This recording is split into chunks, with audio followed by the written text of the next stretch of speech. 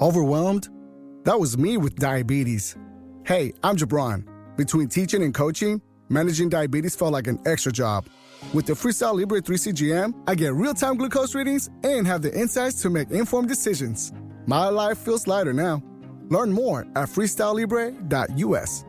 The views expressed should not be used for medical diagnosis or treatment as a substitute for professional medical advice. Individual circumstances may vary. For prescription only. Safety info found at freestylelibre.us.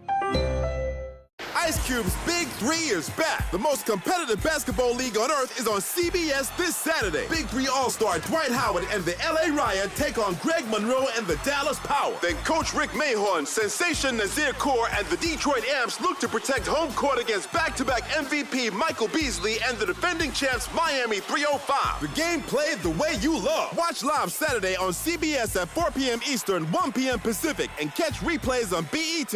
Oh, yay, yay! Join Scotty G and the coach, Tim Lacombe, Wednesday from 10 to 2 at RGS Exteriors at 4235 Farm Road in West Jordan.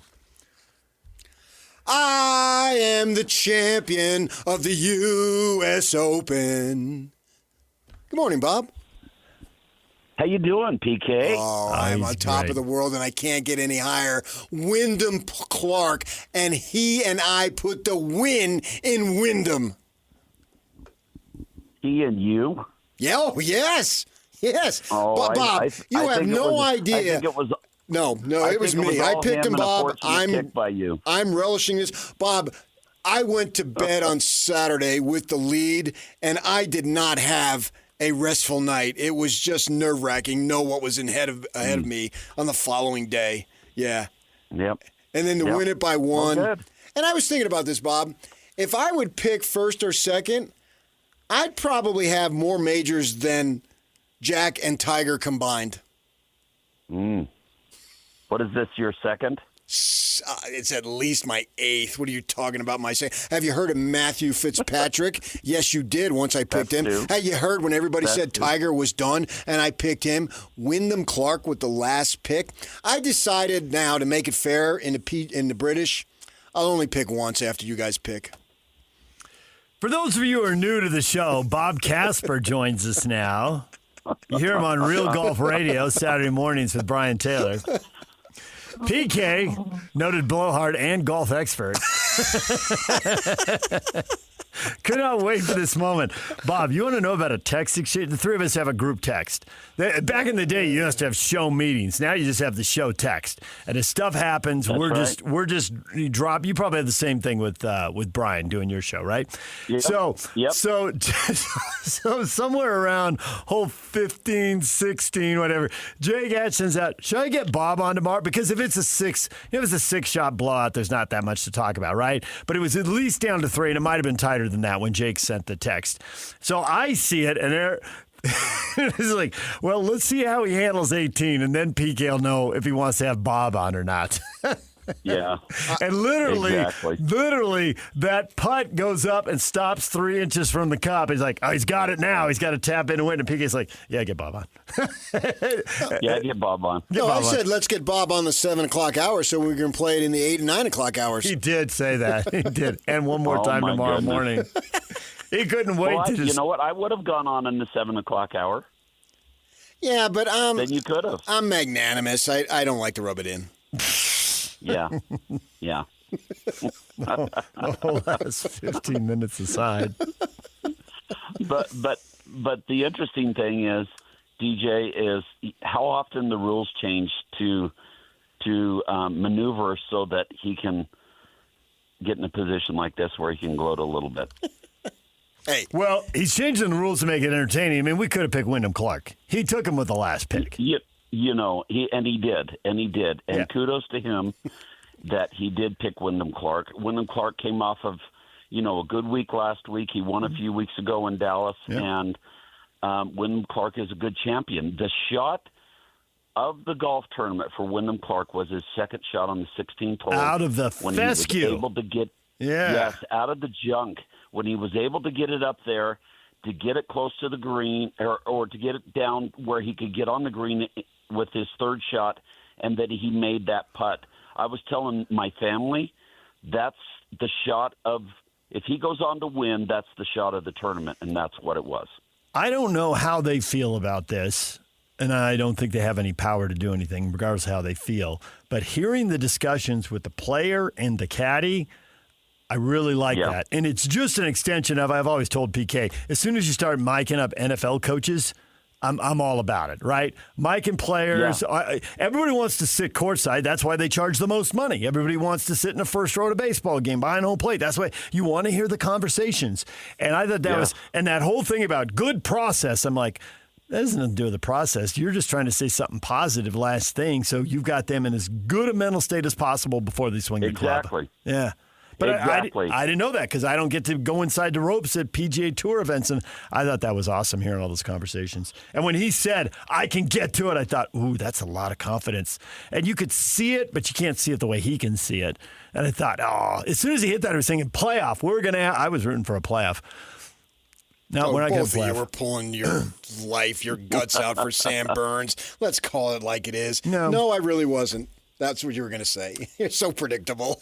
The hell you weren't. Because you know more about golf than me, and I know you know more about golf. Yeah, but you know more about life. But you don't enjoy taunting me about golf. You enjoy taunting Bob because Bob knows a lot more about golf. Outpicking me isn't hard for you. And yet you were still rooting for Sam Burns. I was rooting for a playoff. You would just because say drama, no. There's nothing else on Keep talking and trying to defend it. You want to play the victim. I understand that. Like you just told us the last hour. I'm the champion, and my yet you friend. Want to play the victim. I am the champion. I blew you guys out of the water again. I know. Victim. I got your victim right here. But you're playing the victim. How about, Bob? Oh, boy. The ability to go start to finish. How rare and how difficult is that? That was amazing. And he started off with his first round and was able to kind of just keep there and be in control of the whole golf tournament. Yeah, he got off to a bad start in the front nine, but I'll tell you what, every time it looked like he was going to open the door, he shut the door with a birdie or with the shot on 16 and making birdie at 16. And giving himself a little bit more cushion again. He's a golfer that a lot of people were really down on after what he did last year in the locker room at Oakmont, and he's apologized many, many times for that. Just like me. And you are an apologist, that is for sure. Many people are down on me, Bob. Yep. Including the guy to my left. Ooh, listen to that. Your buddy to your left is down on you. But he was able to do what he needed to do on the 17th and 18th holes to get into the house and be the champion. Whether it was one shot or 6 shots or 7 shots, it didn't matter. He was able to get it done. So the people who are saying, he caught a break with the course and the weather, and he got the calmest conditions, and that's when he went low and built that big lead. Sour grapes, or he caught a break and he just exploited it? Not his fault the wind didn't blow. The thing you have to understand in professional golf and major championship golf is there are 2 sides to the draw to play the golf tournament. In the first 2 days, you have a morning wave and an afternoon wave. He could have just as well been on the morning wave and shot that score that he shot. But the morning wave on Thursday got higher wind as compared to the afternoon wave, and then vice versa the other day. This happens a lot at the British Open, which we have coming up in a month. And by virtue of getting on the wrong side of the draw, can shoot you out of the golf tournament and you not have a chance to win. But having said that, Scotty, a lot of guys were in that morning wave, and they were still right there with a chance to do something in the final round, but they didn't get it done. Only 3 guys ended up shooting under par. And we only had 3 guys in all the majors leading up to this one, U.S. Open majors at Shinnecock, ever that had shot under par. So, the golf course was set up exactly the way it needed to. John Bodenhammer did a phenomenal job in keeping moisture and everything in the golf course the first couple of days because of the winds, and that's what they were looking for. And then they turned up the screws a little bit for the last 2 rounds, took the greens to 11 stimp meter for the final 2 rounds and a little less water, and made that golf course just a little bit more difficult. And the golf course was phenomenal this week as compared to past years when they lost it a little bit and it got too dry. John Bodenhammer did a great job, and Wyndham Clark was the champion, and he did a phenomenal job as well. The grill is shot. The chairs are held together by optimism. And what happened to the rug? Sounds like your outdoor setup is not ready for patio season. Fix it all with Wayfair. Shop Wayfair for grills, rugs, furniture, and more. With 20 million 5-star reviews, room of choice delivery, and expert setup on qualifying orders, it's never been easier to do more for less. Get 10% off your first eligible purchase. Hurry to wayfair.com or download the app now. Wayfair, every style, every home. Ice Cube's Big 3 is back. The most competitive basketball league on earth is on CBS this Saturday. Big 3 All-Star Dwight Howard and the LA Riot take on Greg Monroe and the Dallas Power. Then Coach Rick Mahorn, Sensation Nazir Kaur, and the Detroit Amps look to protect home court against back-to-back MVP Michael Beasley and the defending champs Miami 305. The game played the way you love. Watch live Saturday on CBS at 4 p.m. Eastern, 1 p.m. Pacific, and catch replays on BET. Oh, yay, yay! Make game day yours. Tickets, food and drinks, stats, and streaming. Everything you need is in the Utah Mammoth app. Download today and make game night easy. Download on both Android and iPhone. Tusk Top. I sold my car in Carvana last night. Well, that's cool. No, you don't understand. It went perfectly. Real offer, down to the penny. They're picking it up tomorrow. Nothing went wrong. So, what's the problem? That is the problem. Nothing in my life goes as smoothly. I'm waiting for the catch. Maybe there's no catch. That's exactly what a catch would want me to think. Wow, you need to relax. I need to knock on wood. Do we have wood? Is this table wood? I think it's laminate. Okay, yeah, that's good. That's close enough. Car selling without a catch. Sell your car today on Carvana. Pickup fees may apply. Yeah, I mean, I don't think he was playing in a non-wind tunnel that was exclusive to him. I think the reason why he shot a 64 is because it was Thursday, and the reason why he shot a 73 because it was Sunday, and there's not as much pressure Thursday as there is Sunday. Yeah, exactly. And, you got to hand it to him because he was very resilient the whole week long.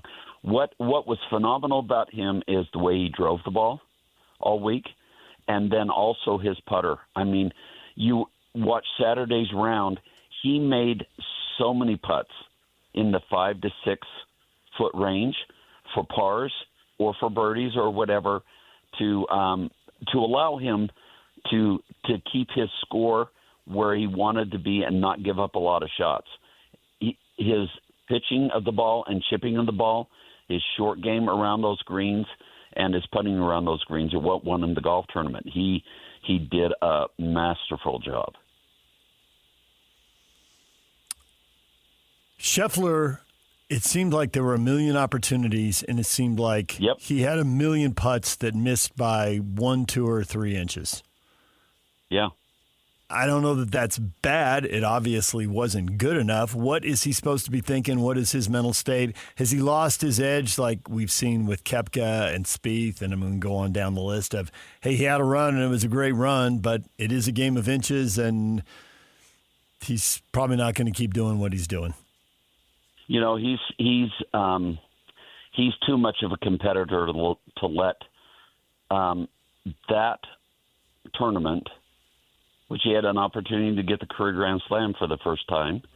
He's too much of a competitor to let that kind of determine his fate and his future. Scottie Scheffler did not putt well all week. He had a difficult time. Those greens are not easy to putt. They're Poana greens. They get dry. They get bumpy. And it's very, very difficult. Same type of greens that we'll have next year for the U.S. Open at Pebble Beach.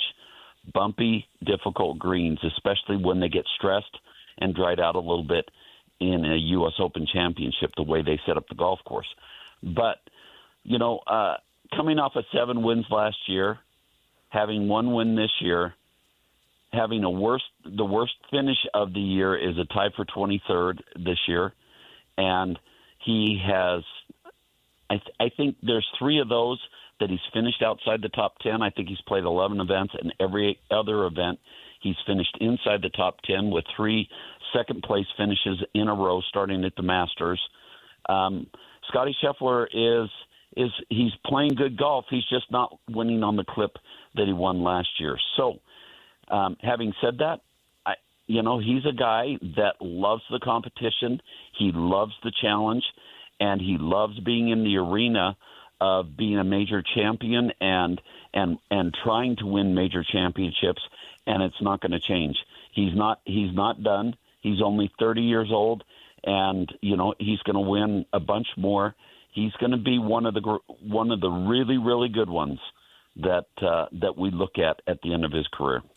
Yeah, they were dissecting this on the Golf Channel, this very thing that you're talking about, Bob, and one of the guys, I forget who it was saying that he believes that Scheffler is not even, he's getting closer, and he's really close now, but he's not to the halfway point of his level of accomplishment. And right. I didn't know if necessarily I agreed with that.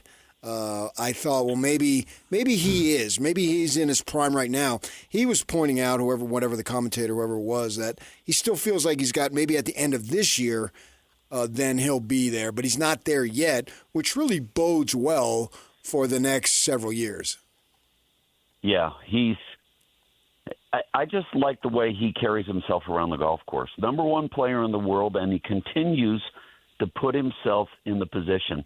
I mean, it would be a different story, you guys, if he had missed a cut this year or 2 cuts this year, right? Or he's finishing outside the top 30 in tournaments and stuff.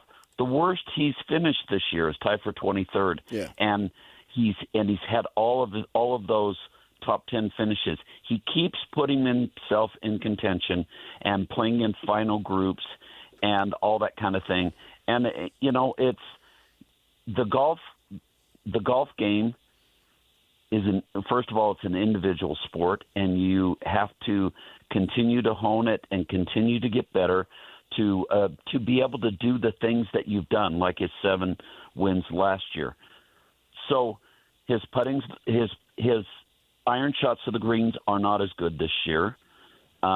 His putting is okay, but it's probably not as good this year. He hasn't made key putts at times when he needed to win more golf tournaments. But you know what? I'm not worried about Scottie Scheffler. We're going to see him up there as number 1 for a long time. So that midway through his career, I mean, he's been playing full time on the tour 7 years now. Wouldn't he have like 14 more years? I mean, he's 30. We're seeing guys play into their mid-40s. Oh, yeah. So I would think he's unless I don't get the quote maybe, but I'm thinking he's like a third of the way through his career. Right. You know, and then the other thing you got to think about with Scottie Scheffler is 5 years ago, he just started winning 5 years ago. And here he is. He's a lifetime member of the tour. He's got 20 wins.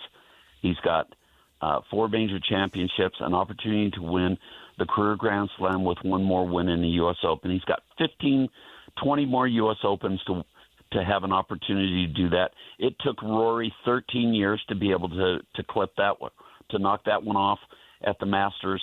He's winning on a clip right now that we haven't seen in a long time since Jack and Tiger Woods. And, he's going to, in my opinion, he's probably going to get very, very close to 40, if not 50 wins. And my dad had 51 in 3 majors. He's already got 4. And yeah, he's going to be a guy that's going to, I think he will finish probably in the top 10 with his career in wins on the PGA Tour. What do you think of having a signature event right after? Because there's been some, I don't know what the word would be, maybe controversy or discussion about it. We had one a few weeks ago, and we've had them going into majors, going out of majors. These guys pick and choose where they want to play. Rory's not playing this week. Scotty's playing this week. Tony got an exemption to play this week. He got in a signature event this week, and this week is an important week because the PGA Tour is going to unveil more information about their future going forward and events and that kind of thing. So this is all going to be very, very interesting because we're going to have more of these types of events before and after major championships going forward. There's going to be 22 to 24 of these elevated events in the near future as far as the schedule is concerned, including majors, the Players' Championship, and the playoffs and the Tour Championship.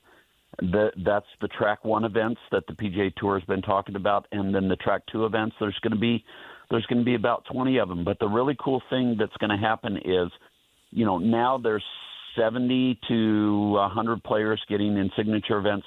There's going to be 120 to 130 going forward. It's going to give more guys an opportunity to play and become better players and earn more money and work their way through meritocracy to get up into the elite players. And they're going to have a lot of opportunities to play. There's going to be a full cut where right now there's not a cut in those type of events. And, it's the PGA Tour is making some really big, interesting moves, and we're going to hear more about it this week because of the players meeting and what they're going to be proposing. But I don't have a problem with signature events after a major, not at all, because the guys can choose or pick and choose as to which ones they want to play. Bob, we'll leave it right there for now. Thanks for joining us. We will talk to you again next month with the Open Championship on the horizon. And, Bob, if you want some advice, don't hesitate. Oh, DK, good for you, buddy. Glad you won. Thank you. At least someone is. Take care, guys. See ya. DJ PK, when we come back, David Locke on the NBA draft and the college coach who is leaving for a high-profile NBA job. Breaking news. One coach is leaving Michigan and jumping to the NBA, PK. Boy, it'd be awfully funny if Michigan hires Alex Jensen. DJ and PK, it's 97.5, the KSL Sports Zone. The grill is shot. The chairs are held together by optimism. And what happened to the rug? Sounds like your outdoor setup is not ready for patio season. Fix it all with Wayfair. Shop Wayfair for grills, rugs, furniture, and more. With 20 million 5-star reviews, room of choice delivery, and expert setup on qualifying orders, it's never been easier to do more for less. Get 10% off your first eligible purchase. Hurry to wayfair.com or download the app now. Wayfair, every style, every home. Ice Cube's Big 3 is back. The most competitive basketball league on earth is on CBS this Saturday. Big 3 All-Star Dwight Howard and the LA Riot take on Greg Monroe and the Dallas Power. Then Coach Rick Mahorn, Sensation Nazir Kaur, and the Detroit Amps look to protect home court against back-to-back MVP Michael Beasley and the defending champs Miami 305. The game played the way you love. Watch live Saturday on CBS at 4 p.m. Eastern, 1 p.m. Pacific, and catch replays on BET. Oh, yay, yay!